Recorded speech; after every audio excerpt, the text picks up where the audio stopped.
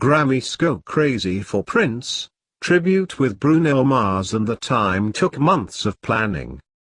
Los Angeles, Bruno Mars couldn't decide which song to perform for Sunday's Grammy Awards tribute to Prince.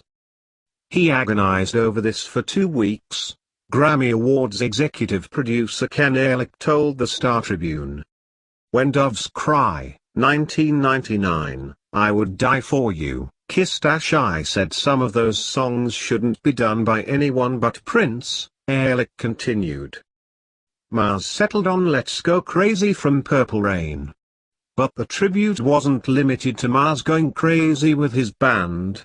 It started with The Time, the hit-making Minneapolis band Prince put together around singer Morris Day in 1981, doing an abbreviated medley of 2 of their hits.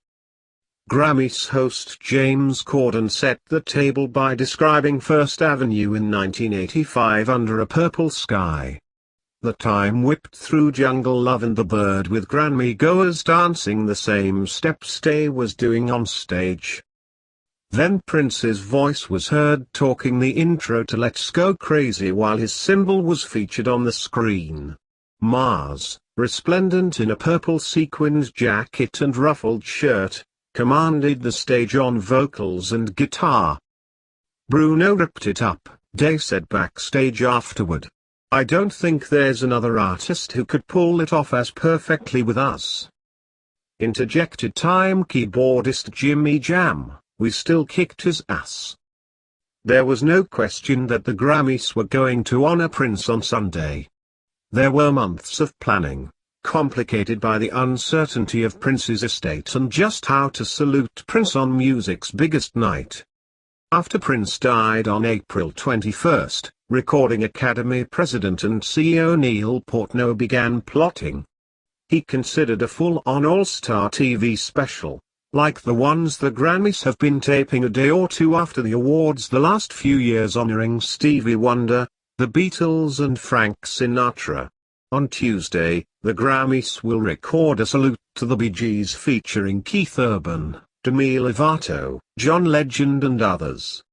Portnoy soon realized that Prince's affairs were not in order and dealing with his estate would not be easy.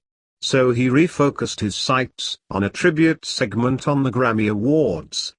In December, he consulted with producer Jam, a longtime member of the Grammy Stevie Committee and an ex-Prince associate.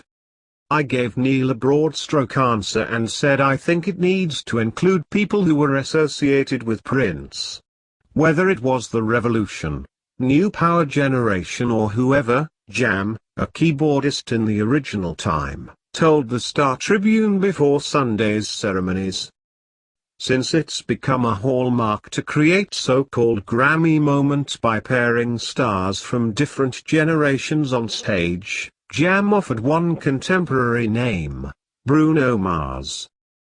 Was he the only person the Grammys contacted? He was absolutely at the top of our list, said Portnoy.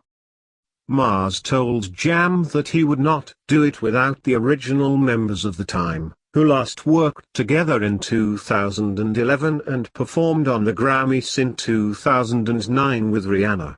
So the producer put Mars on the phone with Day for a mutual admiration talk.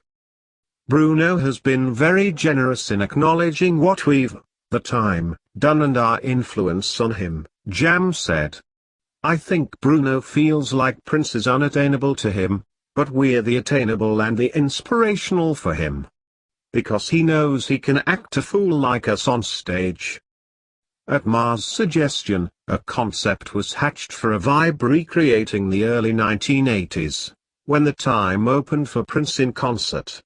The Time would play, then Mars would do his 2015 hit Uptown Funk, which evokes a time groove, and finally some other stars would sing Prince material with him and the Time.